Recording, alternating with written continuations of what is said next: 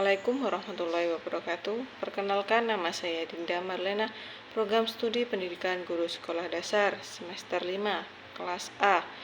Di sini saya akan menjawab soal ujian tengah semester dengan mata kuliah Penelitian Tindakan Kelas dengan dosen pengampu Bapak Iswandi MPD. Soal pertama yaitu jelaskan dengan tepat konsep dan prinsip-prinsip dari penelitian tindakan kelas atau PTK. Jawabannya itu penelitian tindakan kelas atau PTK adalah suatu bentuk penelitian yang dilakukan oleh guru di dalam kelas untuk memperbaiki dan meningkatkan proses pembelajaran yang terjadi. Berikut adalah konsep dan prinsip-prinsip dasar dalam PTK. Yang pertama yaitu tindakan atau action. PTK melibatkan tindakan atau langkah-langkah yang diambil oleh guru atau pendidik untuk memperbaiki proses pembelajaran di dalam kelas. Tindakan ini dilakukan secara langsung dan relevan dengan masalah yang ada. 2. Siklus. PTK dilakukan dalam bentuk siklus yang terdiri dari perencanaan, pelaksanaan, tindakan, observasi, dan refleksi. Siklus ini diulang untuk memperbaiki dan menyempurnakan pembelajaran secara berkesinambungan. Yaitu prinsip-prinsip PTK. Yang pertama yaitu prinsip keterlibatan aktif. Guru dan siswa harus terlibat aktif dalam setiap tahap PTK. Guru bertindak sebagai fasilitator, sedangkan siswa berpartisipasi dalam proses pembelajaran yang ditingkatkan. 2. Prinsip refleksi. Refleksi dilakukan untuk mengevaluasi tindakan yang tidak dilaksanakan, mengidentifikasi masalah yang muncul, dan merencanakan perbaikan di siklus berikutnya. Soal yang kedua yaitu coba Anda jelaskan apa yang dimaksud dengan karakteristik, tujuan, dan manfaat penelitian tindakan kelas. Yang pertama yaitu karakteristik penelitian tindakan kelas atau PTK. Tindakan perbaikan dan peningkatan. Maksudnya itu PTK berfokus pada upaya untuk meningkatkan kualitas proses pembelajaran baik dari sisi siswa, guru, maupun lingkungan pembelajaran itu sendiri. Yang kedua yaitu siklus berulang. Maksudnya yaitu PTK dilakukan dalam siklus yang terdiri dari perencanaan, pelaksanaan, observasi, dan refleksi.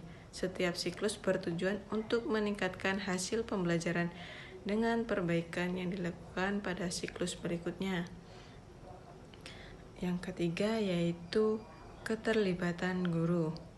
Maksudnya di sini yaitu guru sebagai peneliti sekaligus praktisi pembelajaran terlibat langsung dalam proses penelitian, baik dalam perencanaan tindakan maupun dalam refleksi terhadap hasil tindakan tersebut.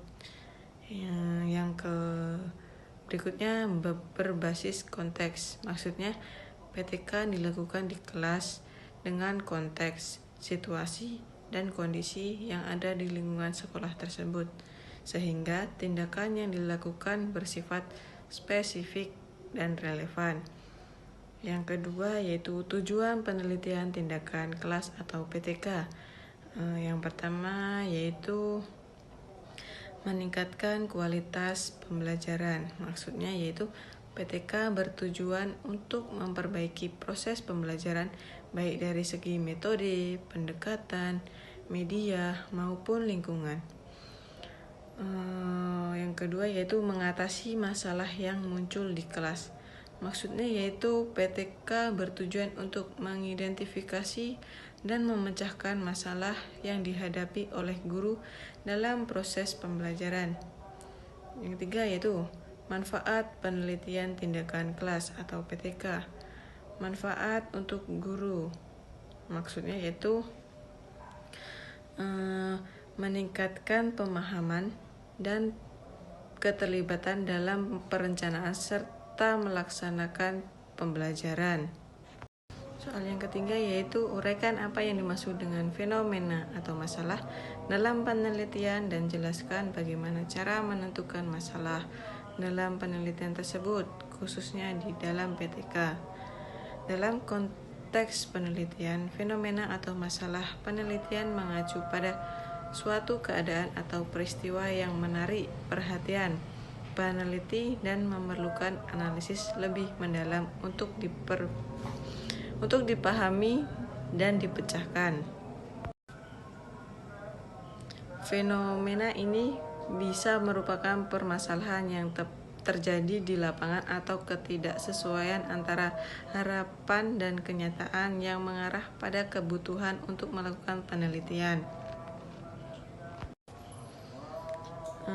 Fenomena dalam penelitian adalah hal-hal yang terjadi di dunia nyata yang menjadi objek kejadian atau permasalahan yang ingin dipahami lebih lanjut. Fenomena tersebut bisa berwujud yang pertama yaitu kondisi atau situasi yang kurang optimal. Misalnya rendahnya motivasi belajar siswa, kesulitan dalam memahami materi, atau kurangnya interaksi antara siswa dan guru. Yang kedua yaitu perbedaan hasil belajar. Misalnya adanya kesenjangan antara kemampuan siswa di awal dan di akhir pembelajaran, atau hasil ujian yang tidak memadai.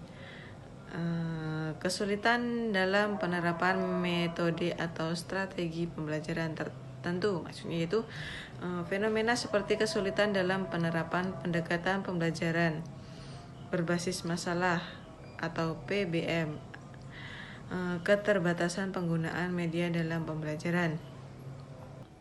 Memberikan kesempatan bagi guru untuk menguji teori atau metode pembelajaran yang dapat diterapkan langsung di kelas. Meningkatkan profesionalisme guru dalam melakukan evaluasi diri dan refleksi terhadap proses pembelajaran. Manfaat untuk siswa. Pembelajaran menjadi lebih efektif dalam menyenangkan karena guru dapat memperbaiki dan menyesuaikan metode pembelajaran berdasarkan kebutuhan siswa. Meningkatkan motivasi belajar siswa karena perubahan dalam pendekatan yang dilakukan oleh guru. Manfaat untuk sekolah.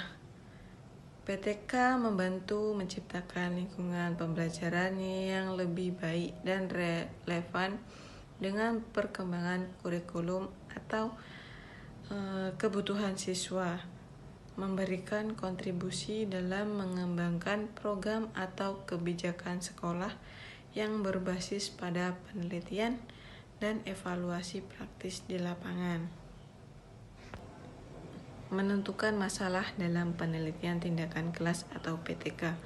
Menentukan masalah dalam PTK harus didasarkan pada pengamatan yang cermat terhadap kondisi pembelajaran yang sedang berlangsung. Berikut adalah langkah-langkah yang dapat dilakukan untuk menentukan masalah dalam PTK. Yang pertama yaitu identifikasi masalah yang terjadi di kelas. Pengamatan langsung, maksudnya yaitu guru sebagai peneliti mengamati secara langsung bagaimana proses pembelajaran di kelas. Misalnya, apa ada kesulitan yang pemahaman materi, apakah metode yang digunakan efektif, atau apakah ada permasalahan dalam interaksi antara siswa dan guru. Diskusi dengan rekan sejawat atau siswa.